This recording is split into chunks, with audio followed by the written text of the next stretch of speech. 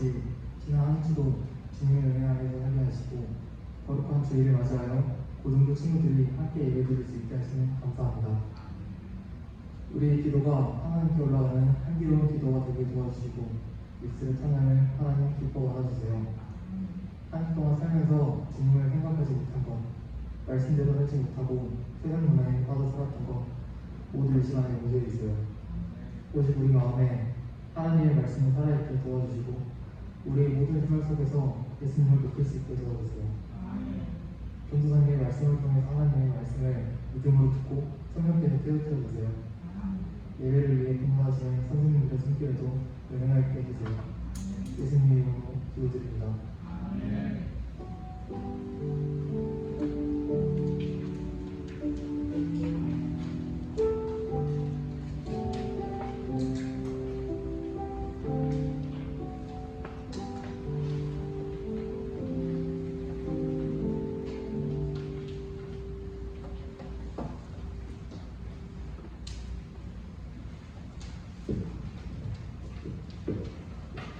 오늘 우리에게 주신 하나님 말씀은 마태복음 5장 5절 말씀입니다.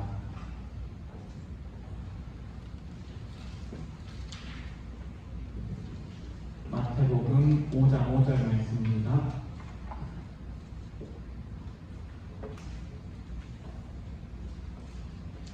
함께 읽어볼까요? 시작!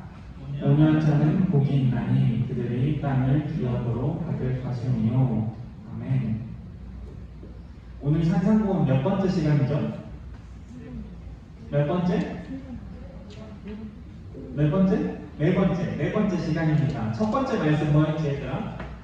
두 번째 시간에 나눴던 거 팔복의 첫 번째 말씀이 뭐였어? 우리 눈 감고 한번 외워볼까?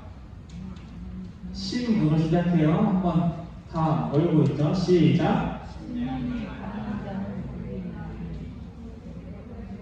네, 심령이 가난한 자는 복이 있나니 천국이 그들의 것이니요. 심령이 가난하다는 게 뭐였지 얘들아? 심령이 가난하다는 거, 영적으로 빈털터리가 되는 거, 내가 아무것도 할 수 없음을 고백하는 거죠. 완전히 빈털터리야, 파산한 상태야. 구걸해야만 살아갈 수 있는 존재인 거라는 거. 하나님 저 아무것도 못해요, 저 빈털터리예요 임을 아는 게 바로 심령이 가난한 자였죠. 그러면서 하나님 도와주세요, 하나님 채워주세요, 하나님 인도해주세요 하는 게 심령이 가난한 자였고, 그럴 때에 그렇게 살아갈 때에 천국이 누구의 것이다? 우리의 것이다. 두 번째 말씀 뭐였지? 한번 눈 감고 외워볼래 도원아? 눈을 감고 있어서 외우는 줄 알았어. 눈 감고 외워보자. 두 번째 팔복의 두 번째 시작. 그치, 애통하는 자는 복이 있나니 그들이 뭐를 받아요? 위로를 받을 것이니요. 애통이라는 단어 원어를 봤었죠. 펜테오라는 단어였는데 슬픔이 아니라, 단순한 슬픔이 아니라 심히 근심하며 고통스러워하는 것을 펜테오, 애통이라고 했습니다. 그렇다면 우리가 왜 애통해야 하지? 오늘 왜 우리가 애통해야 했었지? 그쵸, 우리의 죄 때문에. 우리는 하나님 말씀대로 살아가겠다고 하면서도 그렇게 살아가지 못하는 연약한 나를 볼 때 애통해야 한다고 했죠. 우리 안에 있는 죄성으로 하나님보다 세상을 더 사랑하는 나를 볼 때 우리는 애통해야 한다고 했습니다. 그리고 그 애통함으로 우리는 하나님의 마음을 녹일 수 있다. 애통할 때 하나님이 우리를 위로하시고 그 애통이 애통으로 끝나는 것이 아니라 그 애통이 기쁨으로 바뀔 것이다. 그 애통이 기쁨의 열매를 맺게 될 것이다. 시편 126편 5절 말씀처럼 눈물을 흘리며 씨를 뿌리는 자는 기쁨으로 거두리로다 했었죠. 오늘은 산상보험 세 번째, 팔복의 세 번째 말씀입니다. 한번 다시 읽어볼까요? 5장 5절 말씀 시작. 그들이 땅을 기업으로 받을 것이니요. 웜에 보면 복이 있도다 온유한 자들이여. 온유함, 온유라는 이름의 뜻이 뭐니? 따뜻하고 부드럽다. 따뜻하고 부드럽다. 얘들아, 너희가 생각하는 온유는 뭐니? 미규야, 온유가 뭐야? 우리가 보통 온유에 대해 생각하면 우리 온유가 이야기해줬던 대로 따뜻하고 부드러움을 이야기하지. 그치? 그래서 웃고 있지. 누구나. 마음이 부드럽고 행동이 친절한 것, 따뜻한 것을 우리는 온유라고 이야기합니다. 우리가 누군가에게 야, 너 참 온유하다라고 할 때도 보통은 부드러운 사람들, 따뜻한 사람들, 온화한 사람들에게 우리는 온유하다라고 이야기합니다. 그런데 오늘 본문이 말하고 있는 온유는 이런 성품, 따뜻하고 부드러움을 이야기하는 게 아닙니다. 혹시 안 들었나요? 아, 그래요? 잠깐만요.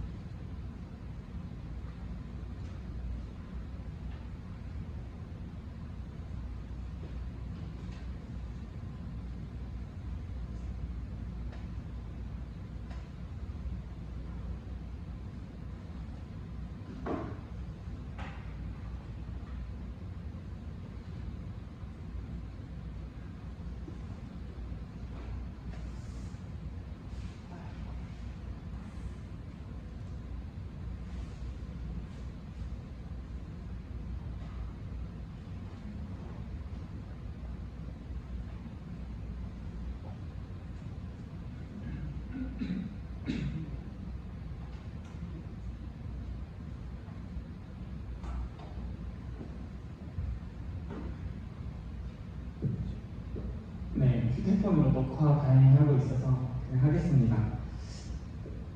다시 얘들아, 온유는 우리가 여러분들이 흔히 알고 있는 성품이 아니에요. 어떤 사람은 태어날 때부터 온유한 사람이 있죠. 태어날 때부터 부드럽고 태어날 때부터 순하고 온화하고 따뜻한 사람이 있습니다. 근데 어떤 사람은 태어날 때부터 급해요. 성격도 급하고 고집도 세고 그래요. 그런데 온유는 이런 타고난 성품을 이야기하는 게 아니에요. 오늘 본문이 소개하는 온유는 날 때부터 선천적인 기질이 아니라 예수님께서 만들어 주시는 후천적인 성품입니다. 갈라디아서에서 성령의 열매가 나오듯이 온유라는 열매가 나오죠. 온유는 성령의 열매예요. 우리가 예수님을 믿으면 성령으로 온유의 열매를 맺을 수 있습니다. 그렇다면 다시 오늘 본문이 이야기하고 있는 온유는 뭘까? 다른 번역 가볼까? 우리가 가지고 있는 개역 개정 말고 다른 번역. 새 번역은 뭐라고 번역했죠? 그대로 온유라고 번역했죠. 영어 성경은 뭐라고 어떤 단어를 썼지? 미. 온유한, 온순한, 온화한이라는 의미입니다. 개역 개정과 새 번역 모두 그냥 우리가 알듯이 온유, 온화하다라는 의미로 번역했죠. 오늘은 이 온유라고 번역한 이 성경의 원어의 단어를 보면서 우리가 온유의 의미를 세 가지로 함께 나눠볼 텐데요. 온유라고 번역한 단어의 헬라어를 보니 프라우스라는 헬라어가 쓰여있어요. 뭐라고 얘들아? 프라우스. 이 단어는 조절된 힘이라는 의미를 갖습니다. 온유의 첫 번째 의미가 뭐라고? 조절된 힘. 우리 아까 처음에 나눴듯이 온유라는 단어를 생각하면 우리는 온순한, 순함, 부드러움이라는 단어를 떠올리고 합니다. 그리고 너무 순해서 너무 순한 나머지 약해 보이기까지도 합니다. 그러나 오늘 본문의 원어인 프라우스는 약함을 의미하지 않습니다. 방금 소개했던 대로 조절된 힘인데 예를 들어서 쉽게 설명해 봅시다. 얘들아, 저기 푸른 초원 위에 야생마가 뛰고 있어요. 야생마가 뛰고 있는데 이리저리 날뛰는 아주 난폭한 야생마예요. 그런데 그 말이 어느 날 주인을 만나게 됩니다. 조련사를 만나게 돼요. 그리고 조련사로부터 훈련을 받아요. 그래서 그 난폭하던 야생마는 아주 명마가 됩니다. 때로는 뛰어난 경주마로 쓰이기도 하고, 때로는 주인을 위해서 전쟁에 나가서 주인과 함께 적을 무찌르는 아주 훌륭한 말로 쓰이기도 해요. 난폭했던 야생마가 조련사를 통해서 아주 훌륭한 말이 되었을 때 우리는 그 말을 보고 야, 저 말 프라우스하다, 온유하다라고 이야기합니다. 근데 그 말이 조련사를 만났다고 해서, 그 난폭했던 말이 조련사를 만났다고 해서 힘이, 그 가지고 있던 힘이 약해질까? 힘이 약해지지는 않겠죠. 힘은 그대로 넘쳐. 힘은 여전히 아주 남아토라. 힘은 여전히 강해요. 그런데 그 힘이 조절되어서 필요한 곳에 쓰이는 거예요. 그 힘이 때로는 주인을 위해서 강하게 거칠어질 수도 있어요. 그러나 분명한 것은 그 힘이 내 마음대로 쓰이지 않고 주인을 위해서 조절한다는 거예요. 이렇게 조절되고 통제된 힘을 오늘 본문에 프라우스라는 단어를 씁니다.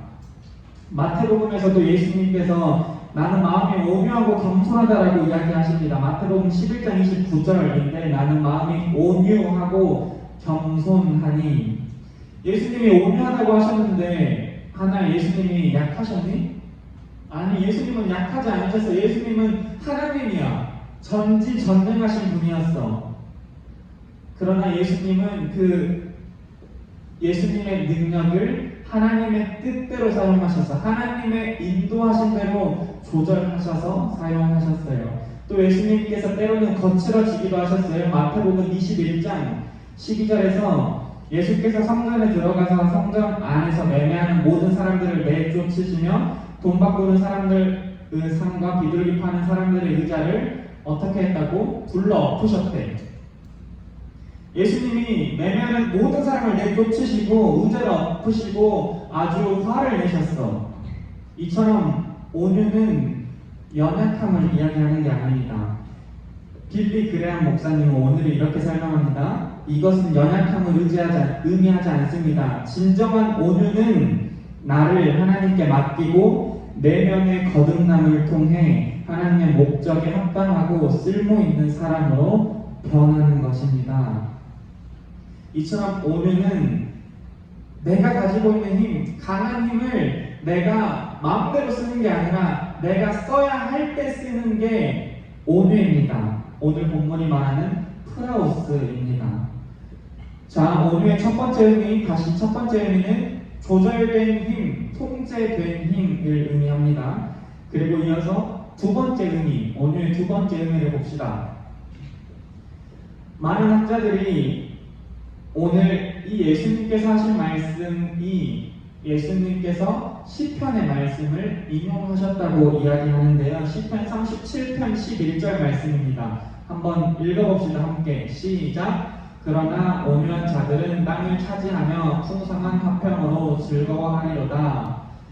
온유한 자들은 땅을 차지하며, 이 말씀을 인용하지 않으셨을까라고 이야기합니다. 세 번역은 여기서 온유를 뭐라고 표현했죠?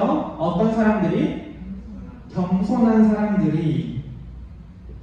이 온유 또는 겸손이라고 번역된 히브리어 단어 아나우라는 단어를 보면 그 단어는 보통 겸손을 의미합니다. 온유의 두 번째 의미는 뭐예요? 겸손. 겸손이 뭐지? 미나? 겸손. 낮아지는 거, 하나님 앞에서 낮아지는 거. 사전에서는 겸손을 이렇게 설명합니다. 겸손, 자신을 낮추며 상대방을 인정하고 높이는 욕심 없는 마음 상태, 자신의 죄성과 한계를 인정하고 하나님께 의지하는 자세. 민수기에서도 온유를 겸손으로 번역했는데요. 애들아, 퀴즈인데 한번 맞춰볼까요? 선생님들 제외하고 이 동그라미에 들어갈 인물은 누구일까? 이 사람 땡땡의 온유함이 지면의 모든 사람보다 더하다. 이 사람이 이 땅에서 가장 온유하다는 말인데 이 사람은 누구게? 성경책 찾기 금지 아니더라. 뭐라고 방금 누가 그랬지? 안돼 성빈자 찾으면 안 돼, 얘들아. 모세 얘들아, 이 사람 모세는 오묘하게 지면의 모든 사람보다 더했대. 세 번역에는 이렇게 번역했습니다. 모세로 말하자면 땅 위에 사는 모든 사람 가운데서 가장 뭐한 사람이라고? 겸손한 사람이다. 영어 성경은 이렇게 번역합니다. 한번 읽어줄래, 수아야?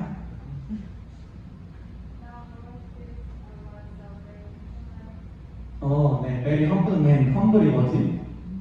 겸손한. 모세가 가장 겸손한 사람이었다. 매우 겸손한 사람이다. 라고 이야기합니다. 오늘과 갖는 두 번째 의미 뭐라고 오냐? 겸손이다. 하나님 앞에서 낮아지는 마음, 우리가 첫 번째 복에서 봤듯이 심령이 가난해지는 마음이 곧 온유입니다. 하나님 앞에서 우리가 하나님의 피조물됨, 하나님이 나를 창조하셨구나, 나보다 높으신 하나님이 계시구나 임을 아는 게 두 번째 의미 겸손이고, 이것이 바로 곧 온유이다. 마지막 온유의 세 번째 의미 뭐지, 얘들아? 순종. 괄호 안에 뭐야, 해소라? 자족. 순종 그리고 자족입니다. 마틴 로이드 존스 목사님은 참으로 온유한 사람은 하나님과 다른 사람이 어떻게 하든 그에 대해서 고맙게 생각하는 사람입니다. 이것이 온유의 본질이라고 생각합니다. 라고 합니다. 하나님과 다른 사람이 나에게 어떻게 하든지 감사한데 그것이 온유의 본질이다라고 이야기하는데, 그 유진 피터슨의 메시지 성경은 이렇게 번역했어요. 더도 말고 덜도 말고 자신의 모습 그대로 만족하는 너희는 복이 있다. 더도 말고 덜도 말고 내 모습 이대로 만족하는 사람은 복이 있대. 그때 너희는 돈으로 살 수 없는 것, 돈으로 살 수 없는 모든 것의 주인이 된다라고 합니다. 이 두 분이 말씀대로 나에게 주어진 삶에 만족하며 사는 것, 이게 순종의 삶입니다. 그리고 이게 자족의 삶이죠. 나의 모든 환경이 하나님의 섭리임을 인정하고 주어진 환경에 자족하고 순종하는 것. 사도 바울이 빌립보서에서 한 고백과 같은 맥락인데, 빌립보서 4장 12절 말씀입니다. 빌립보서 4장 12절. 나는 비천에 처할 줄도 알고 풍부에 처할 줄도 알고, 풍부에 처할 줄도 알아 모든 일 곧 배부름과 배고픔과 풍부와 궁핍해도 처할 줄 아는 일체의 비결을 배웠노라. 내가 어떤 처지에 있든지 감사하는 거죠. 하나님이 내게 어떤 복을 주시고 어떤 고난을 주시고 나에게 어떤 환경을 주시던 간에 그것에 대해 감사하는 거야. 순종하는 거야. 욥기에서도 욥이 이렇게 고백합니다. 욥기 1장 21절. 내가 모태에서 알몸으로 나왔사온즉 또는 알몸이 그리로 돌아가올지라. 주시니도 여호와시오 거두시니도 여호와시오니 여호와 이름이 찬송을 받을지니이다. 내가 빈손으로 와서 빈손으로 돌아갑니다. 나에게 주시니도 하나님이고 거두어 가실 이도 하나님이십니다. 그러니 나의 삶에 불평불만하지 않고 나는 자족하며 감사함으로 주님의 이름만 찬양하겠습니다. 라고 고백합니다. 예수님께서도 이 순종의 온유를 보여주셨죠. 예수님께서 십자가에 못 박히시기 전에 기도하십니다. 누가복음 22장 32절 말씀인데, 이르시되 아버지여 만일 아버지의 뜻이거든 이 잔을 내게서 옮기시옵소서. 그러나 내 원대로 마시옵고 아버지의 원대로 되기를 원하나이다 하시니. 뒷부분 주황색 글씨 한번 함께 다시 읽어볼까요? 주황색 글씨만 시작. 그러나 내 원대로 마시옵고 아버지의 원대로 되기를 원하나이다 하시니. 내 뜻을 따르는 게 아니라 하나님 앞에서 나를 주장하는 게 아니라 하나님의 뜻을 따르는 것, 하나님의 뜻을 주장하는 것, 이것이 바로 온유의 세 번째 의미. 뭐지? 혜성아? 순종 그리고 자족이다. 다시 말하지만 오늘 본문이 말하는 온유는 우리의 성품, 우리의 성격을 말하는 게 아니에요. 단순히 사람들에게 친절하고 사람들에게 선한 사람들을 온유하다고 하는 게 아니라 하나님의 섭리에 순한 사람들. 얘들아, 이 말을 잘 비교해봐. 사람들에게 순한 게 온유한 게 아니라 하나님의 섭리, 하나님의 뜻에 순한 사람들을 우리는 온유한 사람이다 라고 의미합니다. 하나님 앞에 순종하는 자, 기쁨과 슬픔, 고통, 모든 것 하나님께 감사하고 하나님께 순종하는 것, 내게 주어진 삶에 순종하며 자족하는 삶, 이 고백이 오늘 본문이 말하고 있는 온유의 세 번째 의미입니다. 다시 처음부터 정리해 봅시다. 첫 번째 온유는 뭐였지? 첫 번째 온유의 의미는 조절된 힘. 온유는 조절된 힘이야. 온유는 연약함이 아니야. 나에게 가지고 있는 그 강함을 조절해서 내가 필요로 할 때, 내 주인이 필요로 할 때 쓰는 것, 그것이 바로 온유의 첫 번째 의미였죠. 두 번째는 뭐였지? 그치, 겸손. 하나님 앞에 낮아지는 것, 전능하신 하나님 앞에 우리가 무엇을 잘하고 무엇을 내세우겠어? 하나님 앞에 낮아지며 하나님의 도우심을 구하는 것이 온유의 두 번째 의미, 겸손이었죠. 마지막 세 번째 의미는 뭐였지? 순종, 괄호 안에 자족, 스스로 만족한다 였죠. 하나님 말씀에 순종하고 하나님의 섭리에 순종하는 것, 내게 주어진 모든 환경에 감사하고 배고픔과 배부름 모두 순종하는 것이 온유의 세 번째 의미이다 라고 했습니다. 우리는 이렇게 온유한 자가 되어야 합니다. 온유한 자가 되어야 하는데 어떻게 온유한 자가 될 수 있을까? 우리는 절대로 나 스스로 내 힘으로는 온유하게 될 수 없어요. 야생마가 내 힘으로 훌륭한 말이 될 수 없듯이 야생마가 프라우스하게 되려면 누구를 만나야 한다 이지? 조련사, 주인을 만나야 해요. 우리는 평생을 야생마로 살아가는 우리는 야생마 얘들아. 따라해볼까? 나는 야생마다. 맞아요, 여러분. 우리는 야생마예요. 그래서 우리는 스스로 명마가 될 수 없어요. 우리는 주인을 만나야 해요. 그 야생마가 주인을 만나서 잘 다스려지듯이 그 야생마의 힘이 조절되고 통제되듯이 우리도 주인을 만나서 다스려질 때에 우리가 어떤 사람이 될 수 있다고? 온유한 사람이 될 수 있다. 프라우스한 사람이 될 수 있다. 그때 우리는 온유의 열매를 맺을 수 있게 됩니다. 여러분, 야생마 같은 우리도 성령의 다스림을 받아서 온유한 자가 되고 내 힘을 하나님을 위해, 나의 주인 되시는 하나님을 위해 쓰고 겸손하며 자족하며 순종하는 자가 되기를 소망합니다. 그럴 때에 오늘 말씀 뒤에 뭘 받는다 했지? 5절 말씀, 땅을 기업으로 받는데, 기업으로 땅을 받는다. 이 문장의 원어를 보면 우리 한글 번역과 같이 상속받다, 유업으로 받다라는 단어가 쓰였는데 우리는 이 동사가 미래형으로 쓰였다는 것을 주목할 필요가 있어요. 이 동사가 미래형으로 쓰였어요. 그렇다면 그 땅은 무슨 땅이냐? 하나님께서 우리에게 허락하실 새 하늘과 새 땅, 하나님의 땅을 우리가 상속받는다, 유업으로 받는다라고 이야기합니다. 이 땅이 썩어질 땅이 아니라 영원한 하나님의 기업을 우리가 유업으로 받는다라고 합니다. 아까 메시지 성경에서 번역했듯이 그때 너희가 온유할 때 너희는 돈으로 살 수 없는 모든 것에 당당한 주인이 된다. 또 사도 바울의 말처럼 온유한 사람은 아무것도 가지지 않은 사람 같으나 모든 것을 가진 사람입니다. 아무것도 가지지 않은 사람처럼 보이지만 그 온유한 사람이 곧 모든 것을 갖게 되는 사람입니다. 가장 귀한 새하늘과 새 땅의 주인이 됩니다. 말씀을 마무리합시다. 여러분, 동물의 왕국 알아요? 동물의 왕국. 동물의 왕국 생각하면 가장 먼저 떠오르는 장면이 뭐야? 그렇지, 사자가 그 약한 동물들을 막 쫓아가는 장면이 우리는 가장 먼저 떠오릅니다. 그 좀 살벌한 BGM이 나오면서 조용해지면서 갑자기 사자가 동물을 쫓아가요.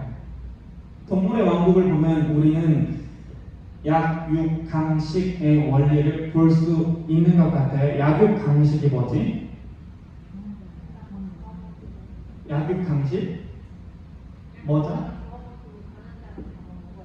약한 자가 잡아먹히고 강한 자가 잡아먹는데요. 그쵸? 약한 자가 강한 자의 먹이가 된다는 말이 약육강식입니다. 토끼는 맨날 사자한테 쫓기고 사슴은 맨날 호랑이한테 쫓겨요. 그리고 강한 자만이 살아남는 것 같아요.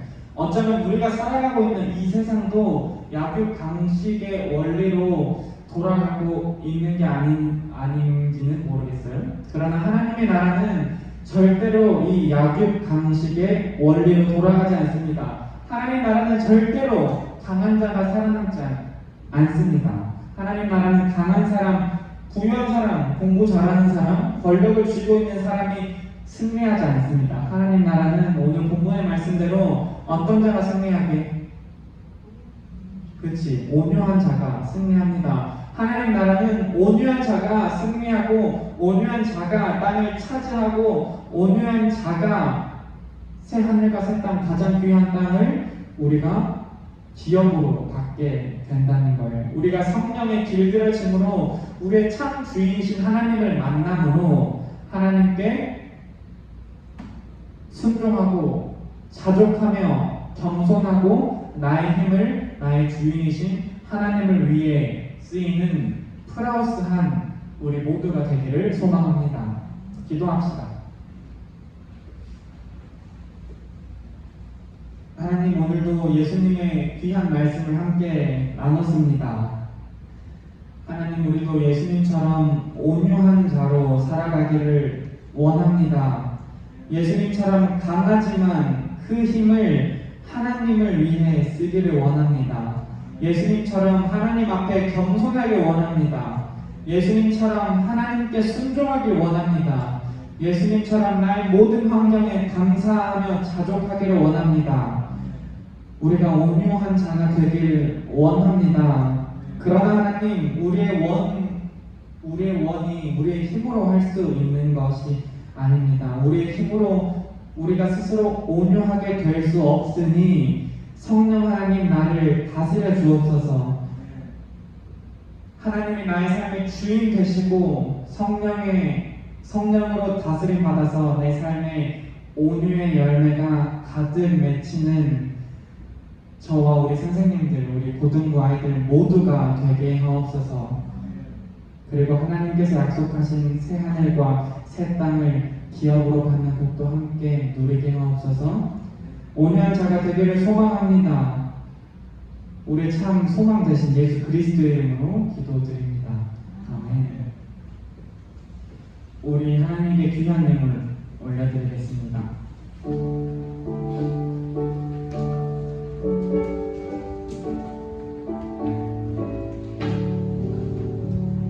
내게 있는 모든 것을 아낌없이 드리네. 사랑하고 의지하며 주만 따라 살리라.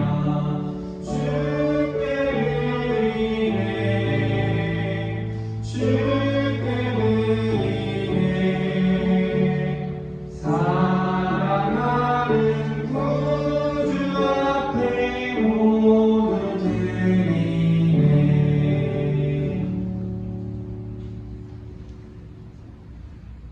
하나님, 오늘도 주님을 예배하러 나오는 이 자리에 귀한 예물을 함께 올려드립니다. 하나님, 미처 예물을 준비하지 못한 손길도 있습니다. 하나님, 그러나 그 손길에 또 동일한 은혜를 부어주시고 하나님, 이 예물이 이 땅에 하나님의 나라를 위해서, 이 땅의 복음 전파를 위해서 귀하게 쓰임받는 예물이 되게 하옵소서. 예수님의 이름으로 기도드립니다. 아멘. 우리 주님께서 가르쳐 주신 기도 고백함으로 예배를 마치겠습니다. 하늘에 계신 우리 아버지의 이름을 거룩하게 하시며 아버지의 나라가 오게 하시며 아버지의 뜻이 하늘에서와 같이 땅에서도 이루어지게 하소서. 오늘 우리에게 일용할 양식을 주시고 우리가 우리에게 잘못한 사람을 용서하여 준 것 같이 우리 죄를 용서하여 주시고 우리를 시험에 빠지지 않게 하시고 악에서 구하소서. 나라와 권능과 영광이 영원히 아버지의 것입니다. 아멘. 네, 우리 광고할까요? 우리 수빈이가 나와서 광고해 주는데 여러분, 네, 박수로 맞아주시기 바랍니다.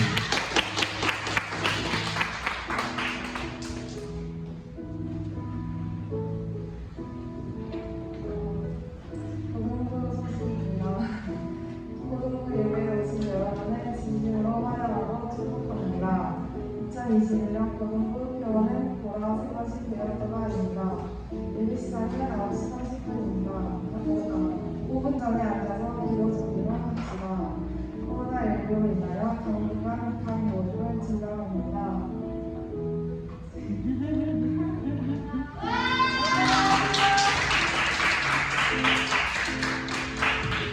네, 여러분 우리 짧게 밥 모임하고 바로 집으로 돌아가도록 하겠습니다.